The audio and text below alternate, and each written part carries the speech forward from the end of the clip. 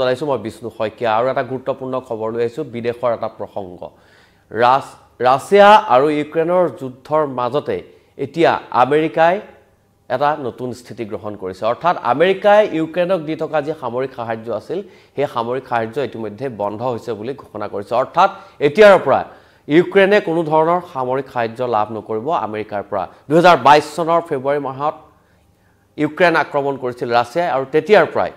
ধাৰাসাৰ গতিত দুইখন ৰাষ্ট্ৰৰ মাজত চলি আহিছিল যুদ্ধ আৰু এই যুদ্ধৰ মাজে মাজে স্থিমিত হৈ পৰিছিল চুক্তি হৈছিল বা তেওঁলোকে যুদ্ধবিৰতি ঘোষণা কৰিছিল কিন্তু প্ৰায় চলি আছিল আৰু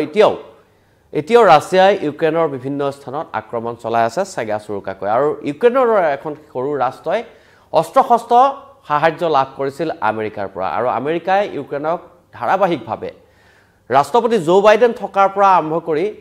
বৰ্তমানলৈকে সামৰিক সাহায্য প্ৰদান কৰি আছিল বিভিন্ন অত্যাধুনিক অস্ত্ৰ শস্ত্ৰ যুদ্ধ জাহাজ যুদ্ধ বাহন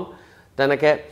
মিসাইল হওক বা অত্যাধুনিক যি যন্ত্ৰপাতি যুদ্ধত ব্যৱহাৰ কৰা সেই যন্ত্ৰপাতি ইউক্ৰেইনক সাহায্য প্ৰদান কৰিছিল আমেৰিকা আৰু আমেৰিকাৰ যি সাহায্য আছিল সেই সাহায্যসমূহ প্ৰেৰণ কৰা হৈছিল পোলেণ্ডৰ ভূমিয়েদি অৰ্থাৎ পোলেণ্ড সীমান্তয়েদি আমেৰিকাই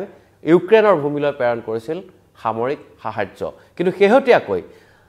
ঘোষণা কৰিছে ৰাষ্ট্ৰপতি ডোনাল্ড ট্ৰাম্পে যে আমেৰিকাই কোনো ধৰণৰ সামৰিক সাহায্য প্ৰদান নকৰে এতিয়াৰ পৰা ইউক্ৰেইনক আৰু ইউক্ৰেইনে যদি শান্তিৰ সংকল্প লয় অৰ্থাৎ ৰাছিয়াৰ সৈতে যদি যুদ্ধবিৰতি ঘোষণা কৰে বা ৰাছিয়াৰ সৈতে যদি শান্তি চুক্তিত স্বাক্ষৰ কৰিবলৈ সন্মতি দিয়ে তেনেহলে অন্যান্য যিসমূহ আৰ্থিক সাহায্য প্ৰদান কৰি থকা হৈছিল দেশখনলৈ ইউক্ৰেইনক সেই সাহায্যসমূহ পুনৰ তেওঁলোকে প্ৰদান কৰিব বা আৰম্ভ কৰিব প্ৰদান কৰিবলৈ এটা কথা হৈছে যে আমেৰিকাই ইউক্ৰেইনৰ প্ৰতি কিয় এনেকৈ হঠাৎ কঠোৰ স্থিতি গ্ৰহণ কৰিছে যি ইউক্ৰেইনক 2022 চনৰ ফেব্ৰুৱাৰী মাহৰ পৰা যেতিয়া যুদ্ধ আৰম্ভ হৈছিল সেই ইউক্ৰেইনক প্ৰথম অৱস্থাত সমৰ্থন কৰা অস্ত্ৰই হওক বা ধনবল জনবল দি সহায় কৰা ৰাষ্ট্ৰখনে আছিল আমেৰিকা যুক্তৰাষ্ট্ৰ আৰু সেই সময়ত প্ৰাক্তন ৰাষ্ট্ৰপতি জো বাইডেনে ইউক্ৰেইনক সকলো ধৰণৰ সহায় সহযোগিতা কৰাৰ প্ৰতিশ্ৰুতি প্ৰদান কৰিছিল আৰু সেই অনুসৰি আমেৰিকাই অস্ত্ৰ-শস্ত্ৰকে ধৰি অৰ্থও প্ৰদান কৰিছিল ইউক্ৰেইনক সমান্তৰালভাৱে দেখা গৈছিল যে যি সময়ত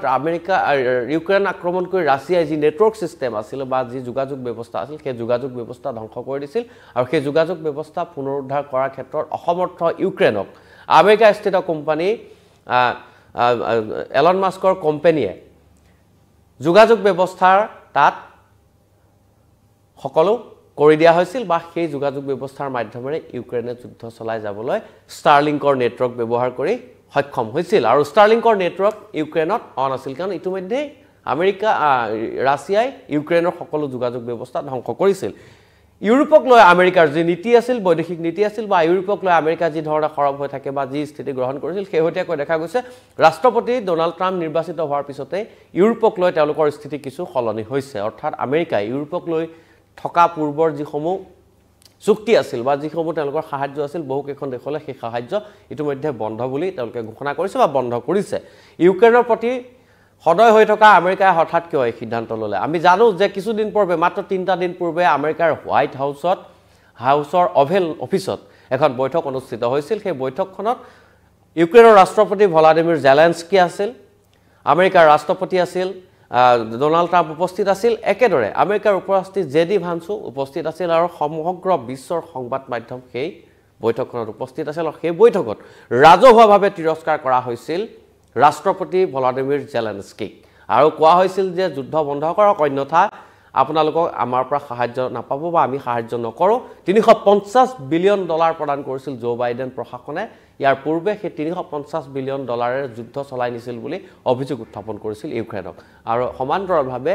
ইউক্ৰেইনৰ ৰাষ্ট্ৰপতি ভলাদিমিৰ জেলেনস্কিও কিন্তু ৰাছিয়াক হত্যাকাৰী আখ্যা দিয়ে যে হত্যাকাৰীৰ সৈতে কোনো কাৰণত আপোচ নকৰো বুলি পোনপটীয়াভাৱে স্পষ্টকৈ সংবাদ মাধ্যমৰ সন্মুখতে জনাইছিল ডোনাল্ড ট্ৰাম্পক এটা কথা হল সেই যি ভ্ৰমণ আছিল আমেৰিকা ভ্ৰমণৰ সময়ত দুখনকৈ চুক্তিত স্বাক্ষৰ কৰাৰ কথা আছিল জেলেনস্কি আৰু ডোনাল্ড ট্ৰাম্পে ইয়াৰ এখন আছিল অত্যন্ত গুৰুত্বপূৰ্ণ চুক্তি সেইখন হৈছিল ইউক্ৰেইনৰ খনিজ সম্পদক লৈ আমেৰিকা আৰু ইউক্ৰেইনৰ মাজত এখন চুক্তি হ'ব আৰু সেই চুক্তিখনৰ লগতে ভৱিষ্যতে যদি ৰাছিয়াই ইউক্ৰেইন আক্ৰমণ কৰে তেনেহ'লে তাৰ নিৰাপত্তা বিচাৰি বা নিৰাপত্তাৰ আশ্বাস বিচাৰি ট্ৰাম্প প্ৰশাসনৰ সৈতে এখন চুক্তি স্বাক্ষৰ কৰিব কিন্তু যেতিয়া দেখা গ'ল বৈঠকত উত্তপ্ত পৰিস্থিতি হ'ল ইউক্ৰেইনে এই পৰ্যন্ত আমেৰিকাক ধন্যবাদ বুলি নোকোৱাৰ অভিযোগ উত্থাপন কৰিলে উপৰাষ্ট্ৰপতি জেডি ভেন্সে আৰু তাৰ পিছতে জো বাইডেনো ডোনাল্ড ট্ৰাম্পেও উভতি ধৰিলে বিভিন্ন তুচ্ছতাচ্ছিল্য কৰাই নহয় তেওঁক অশালীন ব্যৱহাৰ কৰিলে যাৰ পৰিপ্ৰেক্ষিতত ক্ষুব্ধ হয়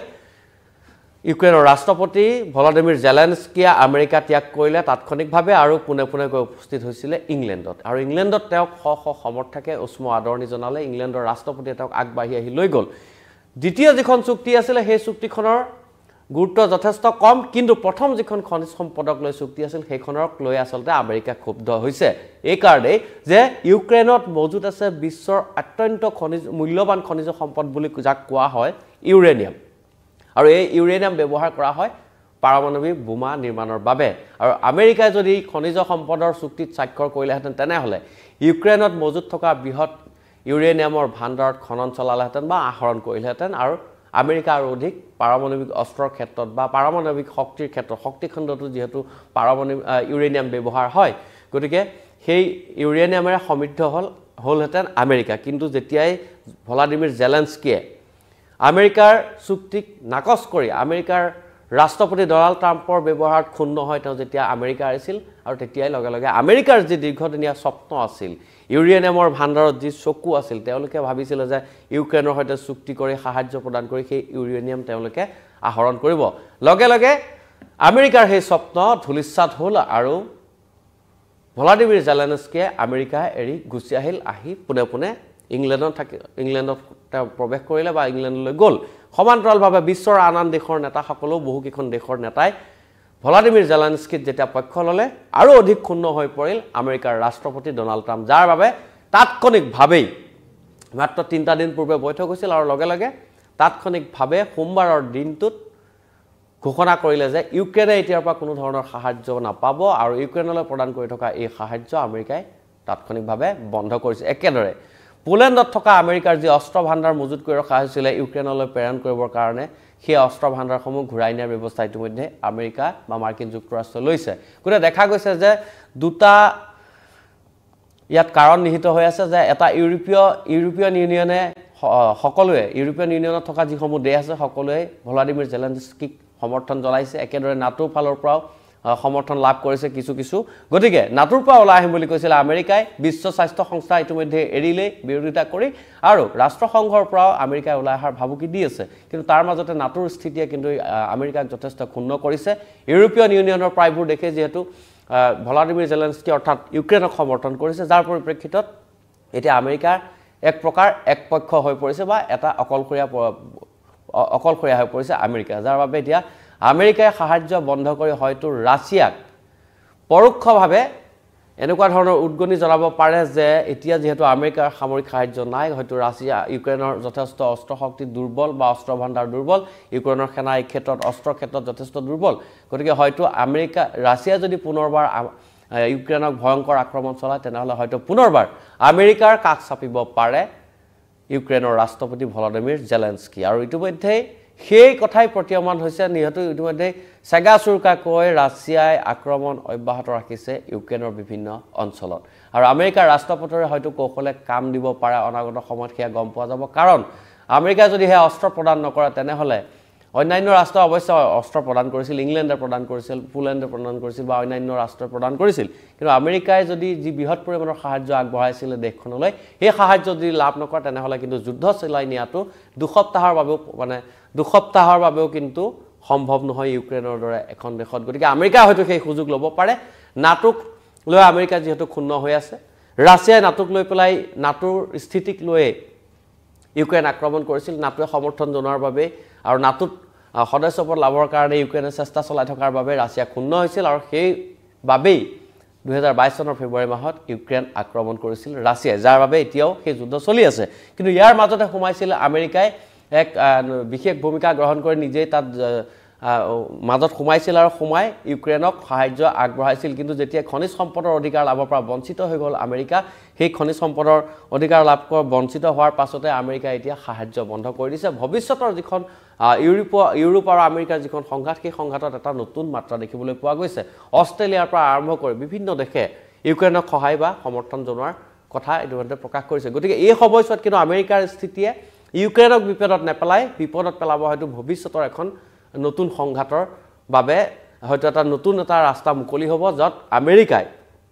অকলশৰে হয়তো যুঁজিব লাগিব তেওঁলোকৰ দুই এখন মিত্ৰ দেশৰ হৈ কাৰণ সমগ্ৰ ইউৰোপীয় ইউনিয়ন আৰু ইউৰোপৰ যিসমূহ দেশ আছে সকলো দেশ এতিয়া একত্ৰিত হৈছে আৰু ঐক্যবদ্ধ প্ৰচেষ্টাৰে হয়তো ৰাছিয়াৰ যি আগ্ৰাসী মনোভাৱ ৰাছিয়াৰ যি আগ্ৰাসন ৰাছিয়াৰ যি আক্ৰমণ সেই আক্ৰমণক প্ৰতিহত কৰিবলৈ ইউৰোপীয় ইউনিয়নৰ অন্তৰ্গত যিসমূহ দেশ আছে সকলোৱে আগবাঢ়ি আহিছে আৰু সকলোৱে সমৰ্থন জনোৱাৰ কথা ইতিমধ্যে প্ৰকাশ কৰিছে গতিকে আমেৰিকা হয়তো একাষৰীয়া হৈ যাব পাৰে কিন্তু তথাপিও আমেৰিকা হয়তো বিচাৰিছে যে ৰাছিয়াই পুনৰ ইউক্ৰেইন আক্ৰমণ কৰক আৰু ইউক্ৰেইনে যেতিয়া সহায় বিচাৰিবলৈ আমেৰিকালৈ পুনৰ ঢাপলি মেলিব তেতিয়া হয়তো তেওঁলোকে খনিজ সম্পদৰ ওপৰত যি তেওঁলোকৰ চুক্তি কৰাৰ কথা আছিল বা যি তেওঁলোকৰ লক্ষ্য আছিল স্বপ্ন আছিলে